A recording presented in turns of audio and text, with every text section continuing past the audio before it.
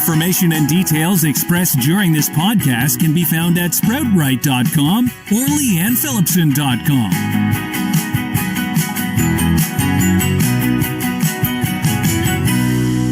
Thank you, Dr. Marnie, for a real great rundown of all of that information. Knowing that there's another side to the medical CBD path, then I thought, well, let's just hit up Dr. B, Dr. Davis Brockenshire, my colleague who specializes in functional medicine and functional health, to share with us why he says to take CBD from hemp. With his experience, I wanted to know if he thinks that it's maybe as effective from a hemp source as it is from a cannabis source.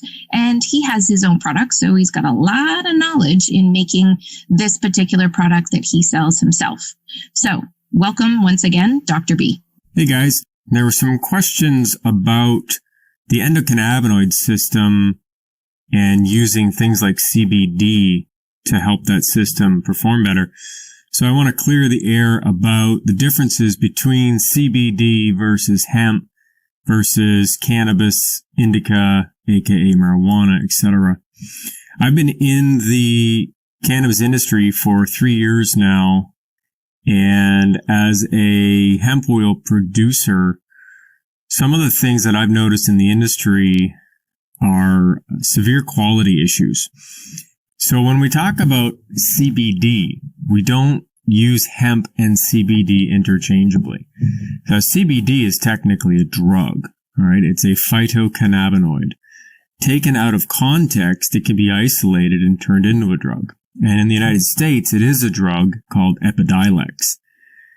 What we want to focus on in the natural world is how to use whole hemp extracts that are rich in other phytocannabinoids and terpenes, but are below the lower level of legality for THC for the common public. There is a group of people in North America that seem to be growing, and we refer to them as endocannabinoid or phytocannabinoid resistant. And those are people that refuse to use anything related to any cannabis plant. So to help those people understand what's going on, your brain manufactures a chemical that CBD can mimic. And there are other plants that can help that as well, like ashwagandha, cinnamon, rhodiola. But while we stick with the hemp idea, CBD is a drug. So if you're shopping for CBD, remember, you're technically shopping for a drug. My suggestion is you shop for a whole hemp extract. And so the details are really in the kitchen when you make these things. Hemp, as a plant, is cannabis sativa, okay? And in the food world, hemp oil is an industrial grade food oil, similar to canola or flaxseed oil. Problem is, hemp oil is very fragile.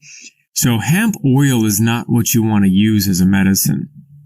Hemp oil is made from the seeds and the stalks. It's a very fragile, poor quality medicine with very low levels of CBD. If you're trying to make CBD quality products from hemp, you're going to want to use the flowering top, and you're going to want to use a high pressure CO2 extraction method on those flowering tops to produce a very elegant, beautiful oil that smells amazing with all of the components of those flowers intact pressed into that oil. So you do get what you pay for with good hemp extracts.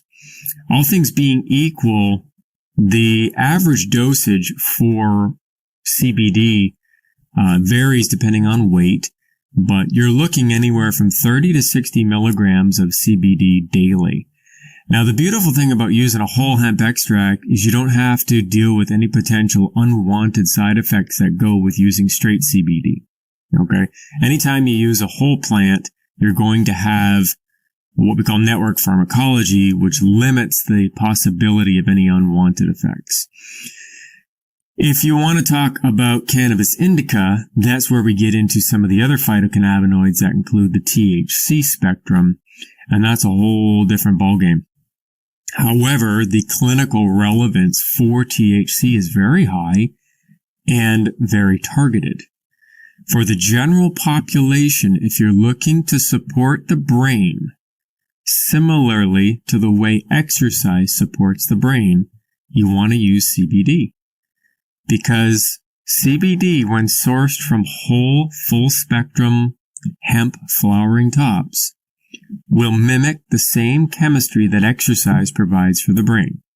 So if you've ever had a good workout and you felt really good after, that's what whole hemp extract CBD can do for you. You still can use THC, but that's going to produce different effects, and I'll let other people talk about that. As an expert in cannabidiol, which is CBD, and CBG, which is kind of the new kid on the block, we call it alphabet soup because everybody's got an acronym these days. Your best way to put those compounds in your body to help your body preserve and maintain its own natural compounds is through full spectrum, or what we call whole hemp extracts. I highly recommend against any hemp seed oil as medicine, period. It's a food, but it's not a medicine. If you're using CBD, make sure it comes from a whole hemp extract made from the flowering top, certified organic. You want to know where it came from and who made it. Okay? Eat This with Leanne. Oh, he nailed it, as always. I appreciate the rundown of hemp oil, which I add to my smoothie, versus CBD oil, to make sure that we have that understanding. And also, he called out the dosage, because that's another area if you're just doing this yourself in getting a CBD more from ordering it online, from the different way that Marnie talked about, from the different way that Dr. Marnie talked about. And he said that the dosage of between 30 and 60 milligrams of CBD a day is a good place to start. And that's actually where he started me. And then I probably doubled that before I personally found it had an effect on me and had an effect on my head tremor. So it really is a lot of playing around with this.